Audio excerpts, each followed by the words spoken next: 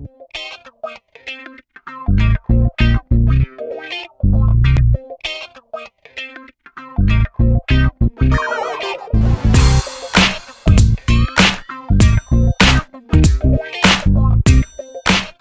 bien, bonjour, bienvenue sur la chaîne YouTube Skol Mathématiques. Je vais vous présenter un exercice sur les vecteurs qui va faire appel à la notion de collinéarité et à la relation de Schall. C'est un exercice qui est assez complet et qui est de niveau seconde. Alors, soit ABC, un triangle, les points E, I et F, tels que j'ai trois égalités vectorielles. Ici, le vecteur AE qui est égal à 1/3 du vecteur BC, le vecteur CI qui est égal à 2/3 du vecteur CB, et enfin le vecteur AF qui est égal à 1/3 du vecteur AC. On nous demande de démontrer que les points I, E et F sont alignés. Dans un premier temps, je dessine mon triangle A, B et C. À chaque fois, on peut constater que j'ai 1/3 de BC, du vecteur BC, et ici 2/3 du vecteur CB.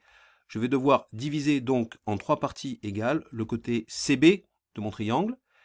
Ici, j'ai AF qui est égal à 1/3 du vecteur AC. Donc, je vais diviser en trois parties égales le côté AC de mon triangle. Ce que je fais. Je vais maintenant m'occuper de cette égalité vectorielle, c'est-à-dire le vecteur AE qui est égal à 1/3 du vecteur BC. Je dessine ici le représentant du vecteur BC. Ensuite, je dessine ici le représentant de 1/3 du vecteur BC. Alors, ce représentant, je vais le redessiner, mais en partant de A. Je dessine en partant de A, donc le représentant de 1/3 du vecteur BC, et je peux ainsi tracer le point E. Je vais maintenant m'occuper de cette égalité vectorielle. Dans un premier temps, je vais dessiner ici le représentant du vecteur CB, et ensuite, je vais prendre les 2/3 de ce représentant, et je vais ainsi dessiner le représentant du vecteur CI, et pouvoir tracer ici le point I. Je vais maintenant m'occuper de cette troisième égalité vectorielle. Dans un premier temps, je trace le représentant du vecteur AC. Ensuite, je vais dessiner le représentant du vecteur AF qui correspond à 1/3 du représentant du vecteur AC. Et ainsi, je trace mon point F. Je peux constater que graphiquement, mes points E, F et I sont bien alignés. Par contre, je vous fais remarquer que cette construction géométrique ne fait pas office de démonstration. Alors,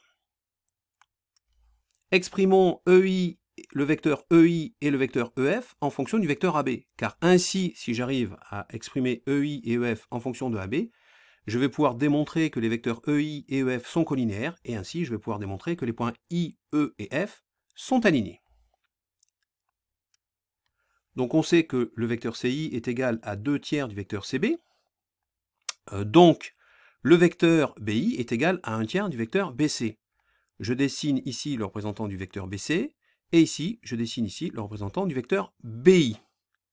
Je peux constater que ce vecteur BI, qui est égal à 1/3 du vecteur BC, est donc égal au vecteur AE, qui est égal à 1/3 du vecteur BC. Comme AE est égal à 1/3 du vecteur BC, et que BI est égal à 1/3 du vecteur BC, on en déduit que AE égale BI, et donc, j'en déduis que le quadrilatère AEIB est un parallélogramme. C'est une propriété que j'ai démontrée en cours. Donc je répète, cette égalité vectorielle implique que AEIB est un parallélogramme. Cette propriété a bien été démontrée en cours.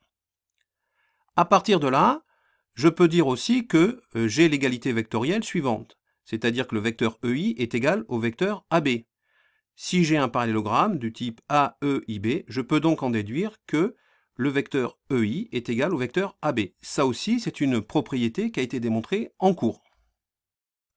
De plus, le vecteur EF est égal, d'après la relation de Schall, au vecteur EA plus le vecteur AF. Je sais que le vecteur AE est égal à 1/3 du vecteur BC. Je peux donc en déduire que le vecteur EA qui est égal à moins le vecteur AE est donc égal à moins 1/3 du vecteur BC, c'est-à-dire 1/3 du vecteur CB. De plus, je sais que le vecteur AF est égal à 1/3 du vecteur AC. On peut donc maintenant écrire l'égalité suivante. Le vecteur EF est égal à 1/3 de CB plus du vecteur CB plus 1/3 du vecteur AC. 1/3 étant le facteur commun, je peux factoriser. Et je me retrouve donc avec l'égalité suivante, EF égale 1 tiers entre parenthèses, le vecteur AC plus le vecteur CB. Si j'applique encore une fois la relation de Schall, le vecteur AC plus le vecteur CB, ça va me donner le vecteur AB. Donc le vecteur EF égale 1 tiers du vecteur AB. Comme j'ai démontré précédemment que le vecteur EI est égal au vecteur AB, je peux en déduire que le vecteur EF est égal à 1 tiers du vecteur EI. Donc, le vecteur EF est égal à 1 tiers du vecteur EI.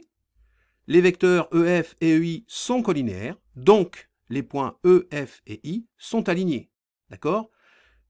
Ils sont alignés parce que il faut remarquer que dans la relation de collinéarité entre les deux vecteurs, j'ai un point commun. Le point commun, c'est le point E. Si je n'avais pas eu de point commun, lorsqu'on a une relation de collinéarité, on peut en déduire le parallélisme entre deux droites. Mais là, j'ai deux vecteurs qui sont collinéaires avec un point commun qui est le point E. Je viens donc ainsi de démontrer que les points E, F et I sont alignés.